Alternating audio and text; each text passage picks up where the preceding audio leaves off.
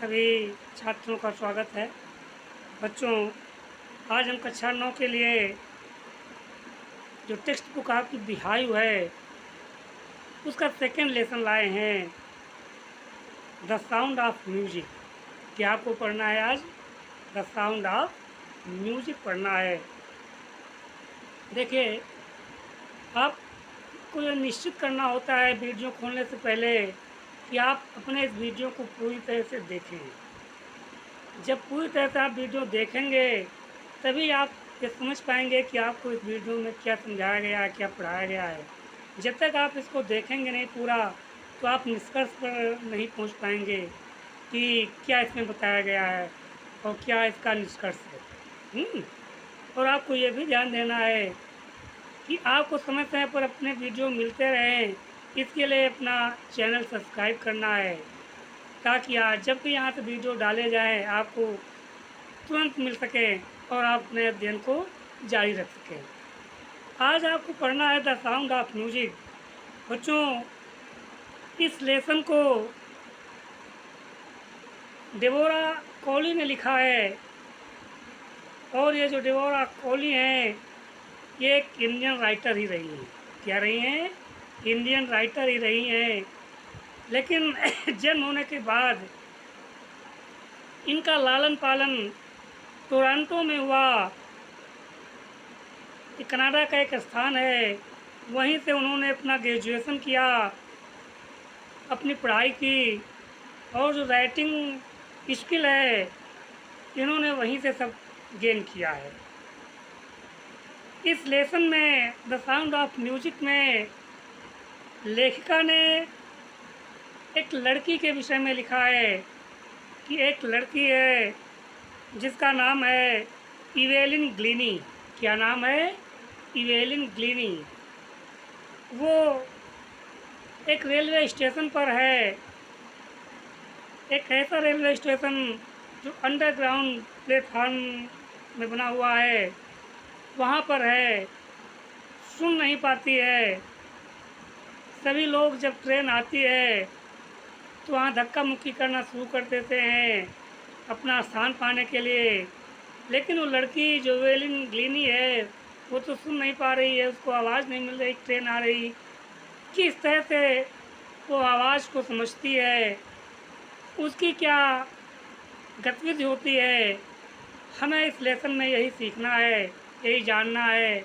और लड़की वो कहाँ की थी, अंत में उसने कौन सी दक्षता हासिल की, हम जब इस लेसन को पढ़ेंगे, अध्ययन करेंगे, तो इस लेसन में स्पष्ट हो जाएगा कि वास्तव में कौन लड़की थी और उसने अपने जीवन में क्या हासिल किया। चलिए इसका कुछ पढ़ें टेक्स्ट तो मालूम हो। देखिए, rush hour crowds jostle for position on the underground train platform. क्या कहा गया है?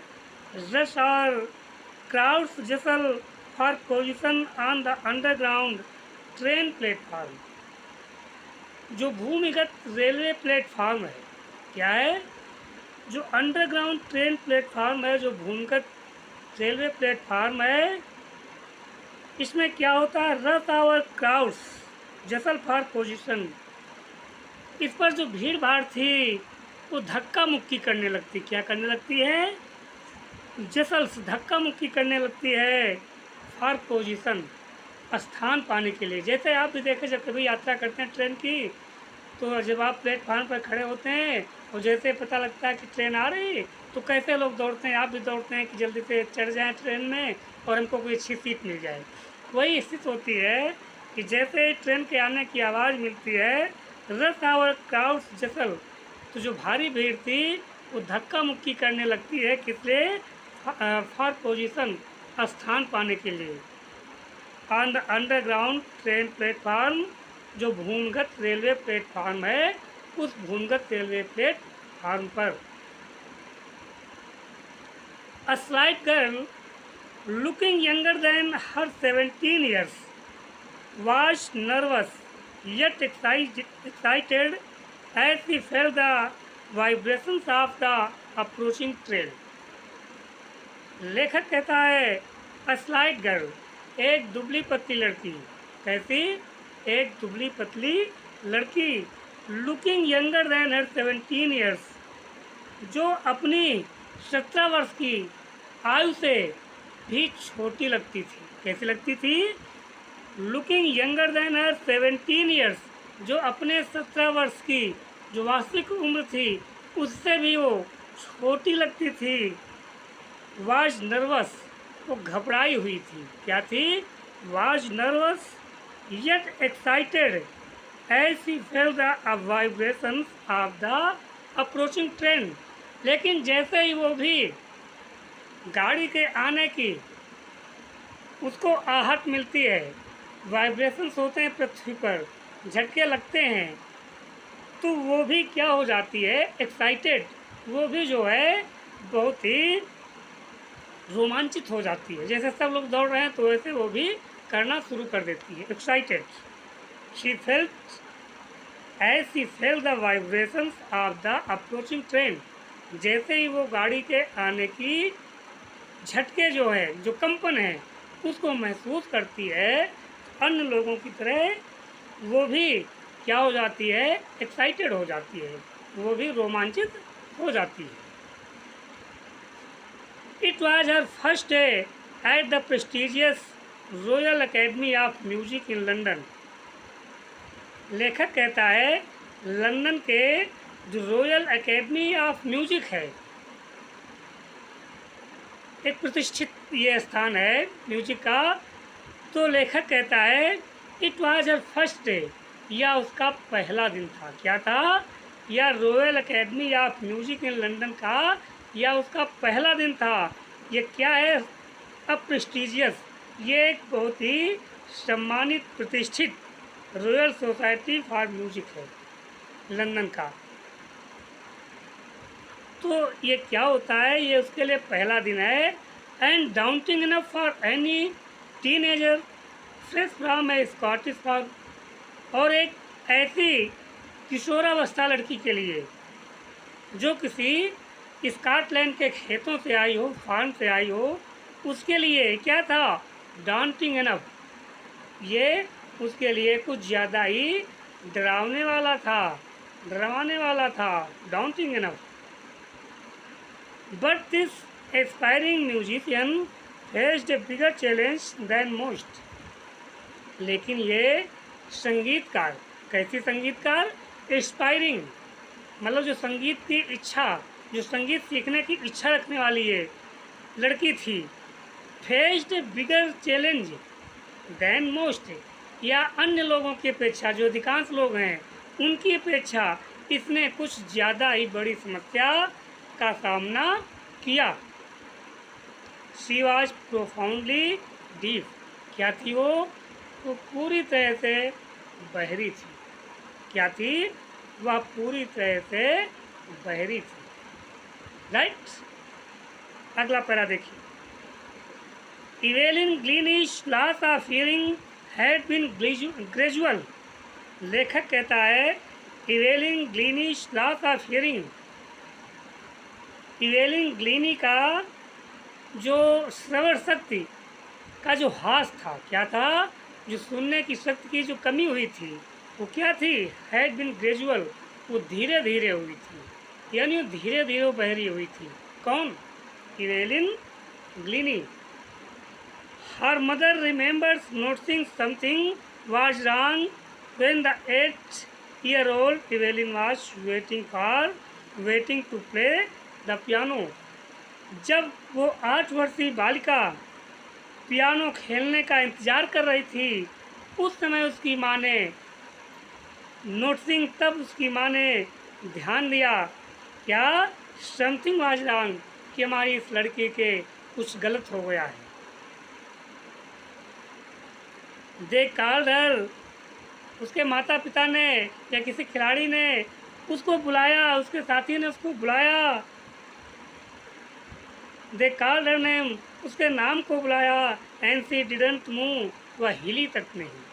तो उसके माता पिता समझ गए कि हमारी लड़की बहरी है। क्या है? बहरी है। I suddenly realized she hadn't heard, says Isabel Glennie. Isabel Glennie कहती हैं, आई सडनली रियलाइज्ड, मैंने साथा एहसास किया, सी हैडंट हर्ड, उसने हमारी इस बात को सुना नहीं। Are quite a while, Evelyn managed to conceal her growing deafness from friends and teachers. लेखिका कहती है, कुछ समय तक, for quite a while, कुछ समय तक क्या करती रही? Evelyn managed to conceal her growing deafness from friends and teachers. जो एवेलिन ग्लीनी, वह अपने मित्रों से, अपने शिक्षकों से अपने बहरेपन को कंसील करती रही, छिपाती रही, मैं बहरी नहीं हूँ। But by the time she was 11 her marks had deteriorated, लेकिन जब वो 11 वर्ष तक पहुँचती है तो जो उसके अंक थे वो और ख़राब हो गए, यानी उसकी उन्नति और ख़राब होती चली गई। And her head mistress urged her parents, और उसकी जो प्रधान अध्यापिका थी उसके माता पिता से आग्रह किया। अर्ज्ड हर पेरेंट्स, उसके माता पिता से आग्रह किया to take her to a specialist, कि इसको कहीं किसी विशेषज्ञ के पास ले जाओ। इट वाज देन डिस्कवर्ड, तब ये मालूम हुआ, that her hearing was severely impaired as a result of gradual nerve damage। क्या मालूम हुआ कि धीरे धीरे किसी नर्व का, किसी स्नायु का खराब होना, धीरे धीरे उसकी श्रवण की जो नर्व थी, स्नायु थी, उनका धीरे धीरे खराब होने के कारण जो था वह सिविल इम्पेयर्ड, इस कमी ने उसको पूरी तरह से उसको बहरा कर दिया, उसको अपंग कर दिया। क्या कर दिया? Impaired. They were advise that she should be fitted with hearing aids, उनको सुझाव दिया गया, उनको सलाह दी गई that she should be fitted with hearing aids, कि उसको सुनने वाले यंत्र लगवाए जाएं, उसके कान में उसको सुनने वाले यंत्र लगवाए जाएं। And sent to a school for the deaf, और उस स्कूल में भेजा जाए जो बहरों के लिए हो। Everything suddenly look black, says Evelyn, जो इवेलिन थी वो कहती है कि सब कुछ एकदम से काला दिखाई पड़ने लगा, अंधकार में दिखाई पड़ने लगा। अरे ये हमारी इस बच्चा के क्या हुआ, हमारे क्या हुआ, बिल्कुल अंधेरा लगने लगा। ये आपके 2 पैराग्राफ हो गए हैं, आगे पढ़ाए जाएंगे, आप वीडियो देखते रहिएगा, ठीक है। फिलहाल आज इतना ही, दैट्स ऑल।